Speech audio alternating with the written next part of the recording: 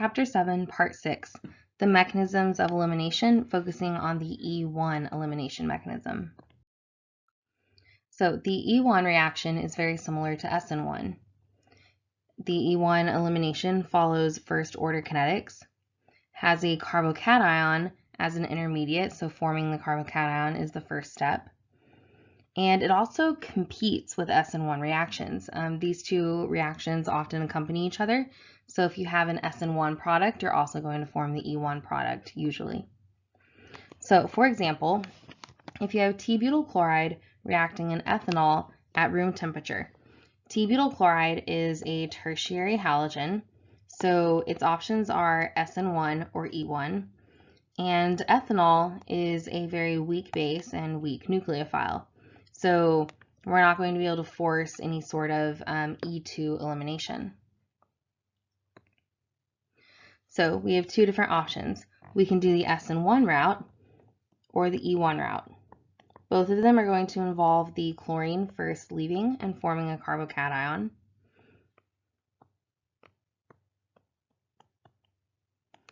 And then picking up from there. In the SN1 mechanism, the ethanol would attack the carbocation, and we would end up, after deprotonation, with an ether, with the ethoxy group having taken the spot of the chlorine. In the E1 elimination, once we've formed our carbocation, a beta proton would be deprotonated to form the double bond, giving us the alkene.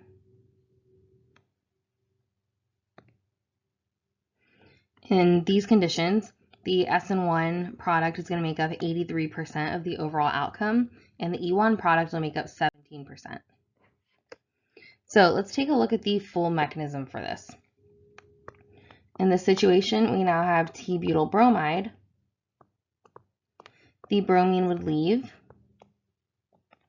which would form the carbocation. And in this situation, water is our nucleophile or base. So let's look at the SN1 mechanism first. Water would come in and attack the carbocation.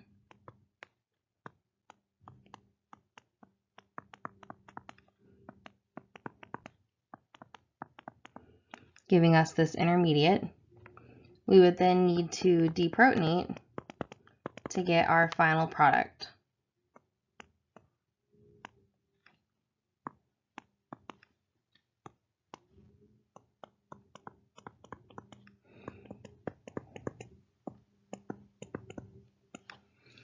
We could also, from this carbocation, pull off a proton using a water molecule to form an alkene.